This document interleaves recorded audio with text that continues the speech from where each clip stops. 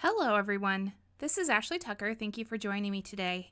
Today I'm going to be creating an ocean scene shaker card using some Distress Oxide inks and some stamp sets from both Mama Elephant and Simon Says Stamp.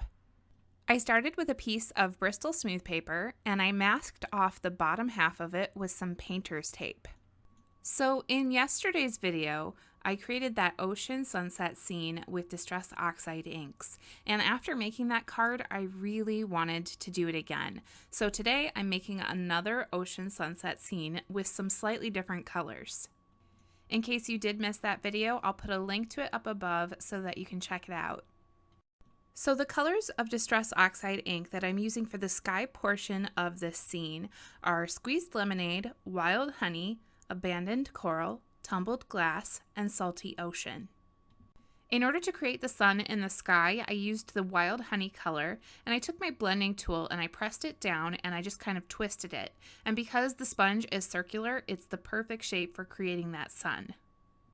So when the sky was all done, I very carefully pulled up the painter's tape and I let the sky dry, and then I added some painter's tape over that sky along the horizon line so that I could start my ocean.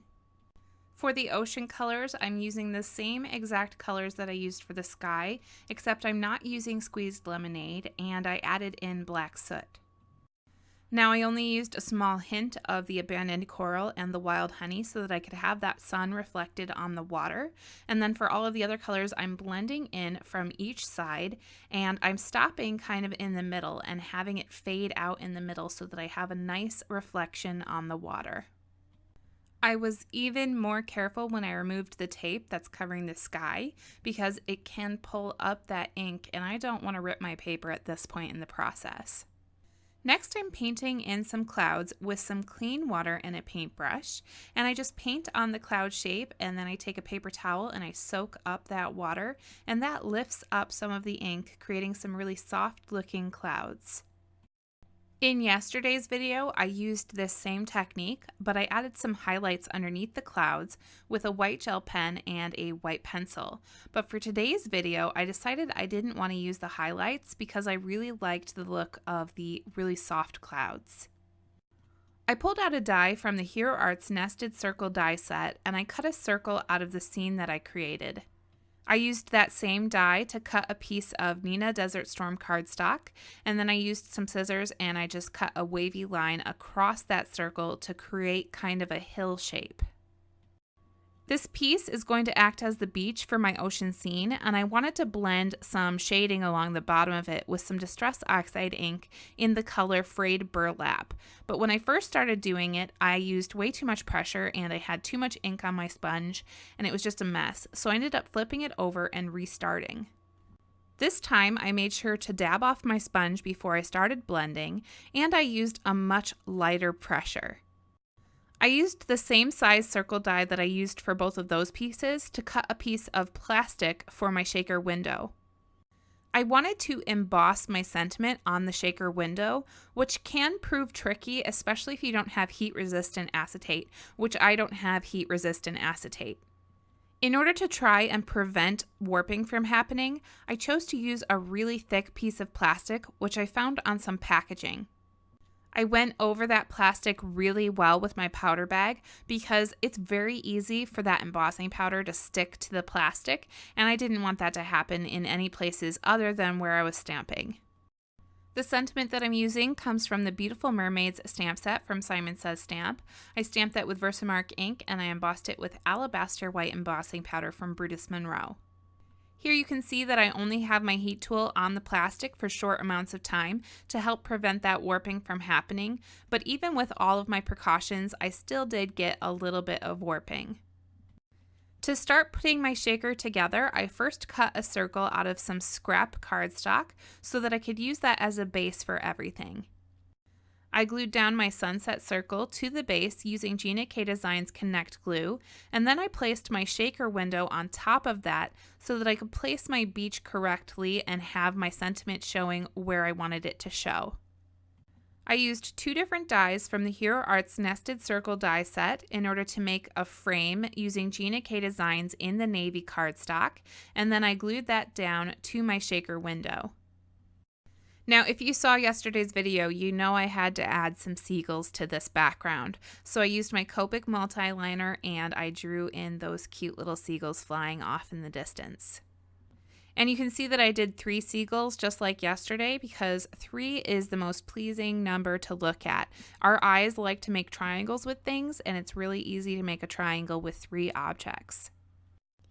I doubled up some foam tape and I cut it to be really, really thin so that I could wrap it around the back of that shaker frame so that I have an area where I can put my sequins. These first sequins that I'm using are from Lucy's Cards, and this is the Coast Mix. And then I took some large clear glitter and I added that, and also some clear micro pearls from Brutus Monroe.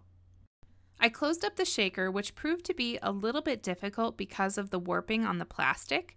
I don't know if you can see it in the video, but the right side of the window kind of dips in, so I had to press down really hard there so that none of those beads could escape my shaker.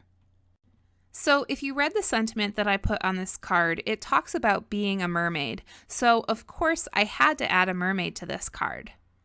This mermaid comes from the Mama Elephant stamp set called Little MERMAIDEN Agenda, and I stamped it with Gina K Designs Jet Black Amalgam ink onto some Neenah Classic Crest Solar White cardstock, and I'm coloring it in with my Copic markers. If you're curious about the colors that I'm using, I usually have the marker caps off to the side so that you can see them. Right now they're off screen, but when I realize that, I fix it so you'll be able to see those. Once I finished coloring in this little mermaid, I cut it out with my Scan and Cut, and then I glued it onto my shaker. I created a 6x6 card base out of some Bristol Smooth paper, and then I picked out this piece of patterned paper from the Bee's Knees paper pack from Honeybee Stamps, and I adhered that onto my card base using my ATG gun, and that is cut to be slightly smaller than the card base.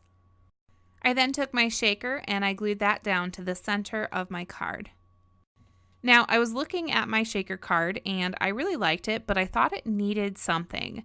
So I took out this really thick twine and I took 3 pieces of it and braided it together, and then I glued it around my shaker.